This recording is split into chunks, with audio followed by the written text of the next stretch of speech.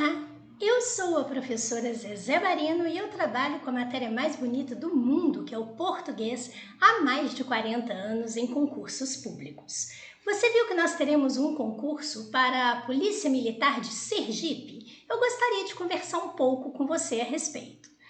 Bem, nós temos que a organizadora, a banca, será a Selecom. São 300 vagas para soldado, PM terceira classe combatente, que é nível médio, e a remuneração quase R$ 4.000. As inscrições de 22 de novembro a 20 de dezembro e provas dia 19 de janeiro. Pertinho, hein? Que tal começar aí o próximo ano já trabalhando como efetivo na Polícia Militar? Bom, não é?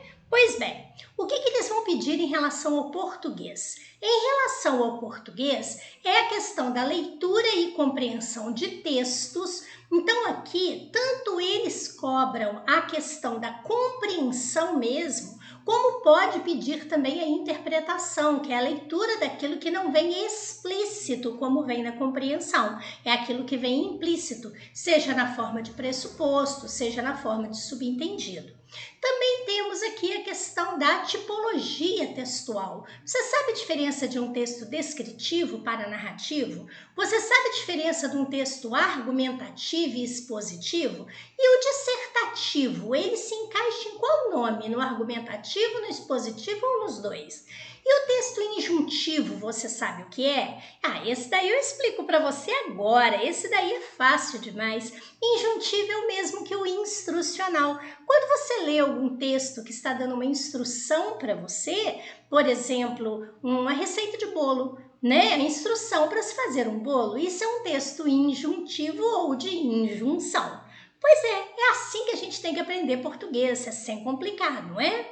Bem, nós temos também a questão dos gêneros do discurso que aparecem aqui. Coesão e coerência, então aparecendo aqui, por exemplo, os mecanismos de coesão, o uso, por exemplo, de uma conjunção pode determinar uma causa, uma consequência, uma comparação, uma conclusão e daí por diante. Daí a importância dos conectivos ou dos conectores, conjunções, os pronomes, as preposições, né? E também a coerência, porque isso aí é que estará bem determinado, né, a questão do efeito do sentido do texto. Bem, nós temos também aqui a questão da classe gramatical. Você vai observar que a classe gramatical, a morfologia, eles colocam aqui a questão dos verbos, mas não só os verbos são pedidos aqui dentro, tá? Veja que nós temos aqui também a questão, aparece pra gente, de estrutura e classificação. Então, a classificação são as classes gramaticais. São 10 classes gramaticais ou chamadas classes de palavras. Então, artigo, substantivo, adjetivo, numeral, pronome, verbo, advérbio, preposição, interjeição e conjunção. Mas nós não temos que saber apenas identificar, nós temos que saber empregar isso daí. Então, por exemplo, se você tem lá o pronome o e o pronome lhe, quando você usa um e quando você usa o outro? E você usa isso antes do verbo, no meio do verbo ou depois do verbo, ou seja, a colocação pronominal, certo? Então, é saber isso a fundo, sim. Também a estrutura das palavras, ou seja, a questão dessa palavra ter sufixos, prefixos, radicais, vogais temáticas, desinências e também a formação das palavras, envolvendo aí a derivação, a composição e aí os tipos de derivação, de composição, como também de hibridismo. Bem, como se fala em nome e verbo, né? Nome é tudo aquilo que não for verbo, as flexões aparecem aqui, né? Então, por exemplo, flexionar em tempo e modo, como é o caso de um verbo, ou flexionar em singular ou plural, ou flexionar feminino, masculino, não é? Bem, aqui nós também temos a questão das funções funções sintáticas. As funções sintáticas seria a sintaxe do período simples que aparece aqui embaixo. Então, sujeito, predicado, objeto, complemento, adjunto. Você sabe a diferença de um objeto indireto para um complemento nominal e um adjunto adnominal? Não? Ah, mas é muito fácil isso, tá? Isso não é complicado como a gente acha que é, não. Tá? E também a questão do período composto, ou seja, das orações, a oração coordenada, a oração subordinada e os tipos dessas orações. Bem, também vamos observar aqui dentro a questão das figuras. Então, quando falamos, por exemplo, metáfora, metonímia e comparação, você sabe a diferença de uma para outra? Tem que ser assim, rapidinha a explicação. Não pode ficar fazendo você ter que decorar as coisas. Não, você tem que ir direto ao ponto. Sinônimo, antônimo, parônimo e homônimo sempre estão cobrados. A diferença de infringir para infligir, de ratificar para retificar. A acentuação gráfica entrando aqui o novo acordo ortográfico, como também aqui onde aparece ortografia, entrando o emprego do hífen, por exemplo, que é o novo acordo ortográfico. A pontuação, a questão de regência, questão relacionada à concordância, afinal de contas, se pede o período, vai pedir a concordância, também crase. E veja, recursos que causam determinados efeitos de sentido. E a gente observa isso dentro do texto. Bem, eu coloquei aqui uma questão da banca Selecom. Se você não a conhece, você vai conhecê-la agora. Então, olha só. A banca Selecom 2024 para a Câmara Municipal de Rondonópolis para o cargo de analista do Legislativo, para a área de redação e revisão legislativa, certo? Então, eles colocaram a seguinte questão. A nova programação reconhece os desafios reais do desenvolvimento que foram enfrentados por nossos parceiros na indústria. O verbo destacado está flexionado na terceira pessoa do plural. Sim, os desafios reais de desenvolvimento são eles foram enfrentados. Então, realmente, a terceira pessoa do plural. Se fosse foi, seria a terceira pessoa do singular. Ótimo. Mas até aí eles falaram. Agora, a primeira coisa que temos que saber é o seguinte, é um pretérito. O que é pretérito? Pretérito é passado. Sim, esse verbo está no passado. Eles foram enfrentados, não é? Eu não coloco, por exemplo, eles serão enfrentados, aí já seria um futuro. Então, isso é um passado, de fato. Agora, perfeito ou imperfeito? Qual a diferença que existe de um para o outro? Normalmente, a gente só decora o verbo. Vamos de novo. Como conjuga, né, o verbo cantar no pretérito perfeito? Eu cantei, tu cantaste, ele cantou. Mas não é decorar, não. É entender a diferença de um para o outro. Pretérito perfeito é quando a ação foi concluída. Por exemplo, eu cheguei à minha casa. Pretérito imperfeito é quando ainda estava em processo, não foi concluída. Eu chegava à minha casa quando ele apareceu. Viu a diferença? Então, perfeito a ação é concluída e imperfeito a ação não é concluída.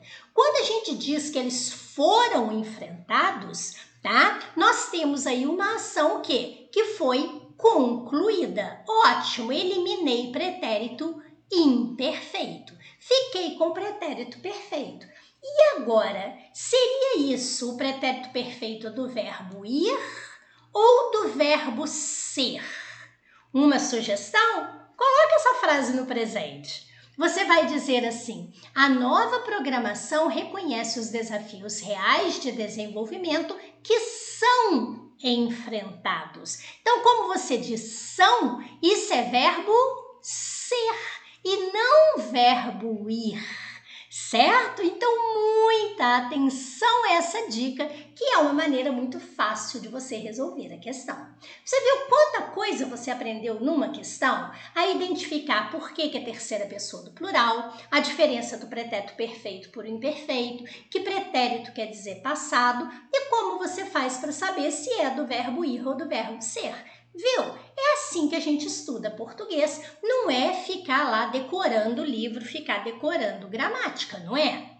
Bem, por essa razão, eu convido você a conhecer o meu curso, de português da Banca Selecom. Você vai fazer mais de 100 questões, como eu fiz essa daí, explicando desde o enunciado, explicando por que é uma letra e não a outra e explicando o conteúdo necessário aí dentro, certo? Essa sim é uma maneira de você estudar para o concurso de uma maneira de fato eficiente, tá? Porque ficar lendo gramática não vai ajudar em nada, ler apostila não vai ajudar em nada. Você tem que fazer exercícios, não é? Então você tem a possibilidade de fazer comigo estas questões uma a uma, tá? Por um valor muito justo, né? Bem, mas só que nós também temos redação nesse concurso, não é mesmo? Pois é. O que acontece? Nós teremos uma prova dissertativa, que é uma redação, vai ser realizada no mesmo dia da prova objetiva, E o tema será indicado no momento da prova. Então, diz que para o desenvolvimento dessa prova, você terá que redigir no mínimo 20 e no máximo 30 linhas. Você fala, ótimo, eu vou lá, leio o tema e acabou, escrevo. Não! Quando você busca os critérios de avaliação, você vai ver, por exemplo, o seguinte: 10 pontos do valor desta prova será destinado à questão da tipologia, ou seja, você conseguiu fazer um texto dissertativo argumentativo? Pois é, o texto argumentativo, ele tem características próprias, então não é simplesmente chegar lá e escrever uma redação, tá? Existe técnica.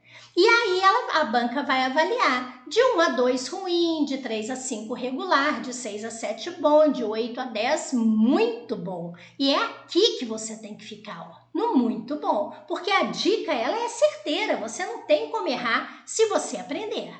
Agora, a abordagem do tema, tanto a argumentação vista acima, como a questão da informatividade. Será que você está sendo original? Será que você está selecionando bem os argumentos? Você conseguiu aprofundar nas ideias? Há relevância nas suas informações? Há propriedade nessas informações? Então, olha, isso daqui valendo mais 15 pontos. Acabou? Não. A banca coloca mais 15 pontos para coesão e coerência. Então, aqui envolve a pontuação, a correção dessas informações, organização, a estrutura e principalmente o uso dos articuladores. Você deve ligar uma oração a outra, um parágrafo ao outro, um período ao outro. E como eu faço essa ligação? Pois é, vamos ensinar isso para você. Temos também a questão da morfossintaxe. Então, a questão da relação entre as palavras, concordância, regência, crase, emprego de tempos e modos verbais, colocação pronominal e a acentuação e a ortografia, lembrando que aqui entra o novo acordo ortográfico, certo? Então, nós temos aqui mais 10 pontos. Pois é, quando eu acabo de falar isso para você, muitas dúvidas aparecem. Zezé, como que eu faço para entender o tema? Como que eu faço para não fugir do tema? E se tiver um texto motivador, como que eu uso esse texto? Como que eu organizo as minhas ideias para atender a isso tudo que foi pedido? Como que eu faço uma introdução de fato eficiente e uma conclusão eficiente? Como que eu argumento de forma convincente? Veja quantas vezes a banca citou lá nos critérios de avaliação a questão argumento. E esses elementos de coesão, como eu faço essas uniões? E a coerência, será que meu texto está coerente? E o meu vocabulário, será que está adequado? E a questão de margens e parágrafos, quantos parágrafos eu devo fazer? Gente, isso é uma redação técnica para concurso, então existem regras a serem seguidas. Como que anda meu conhecimento ortográfico e gramatical? E a minha letra, será que tem algum problema com a minha letra? Então, várias questões surgem, não é?